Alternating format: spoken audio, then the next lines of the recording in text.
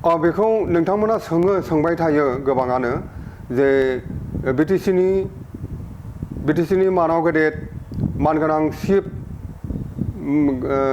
मानाव गेदेर हाग्रामा महिलारि बिथाङा 6 जनगोष्ठीनि जनजातिकरण खालामनायाव बिथाङा NOC होदों, बिथाङा मदद खालामदों। बे बाथ्राखौ नोंथांमोना दिनैबो सोंबाय थायो। नाथाय जों बेखौ बुंनो सानदों, मानगोनां हाग्रामा महिलारि बिथाङा निश्चय राजनैतिक भाबै बे बाथ्राखौ बुंदों एबा राजनैतिक खारनाव बुंदों। नाथाय बिथाङा सिङाव बे खामानिखौ मावनाय नङा होननानै जों मिजिंथिदों।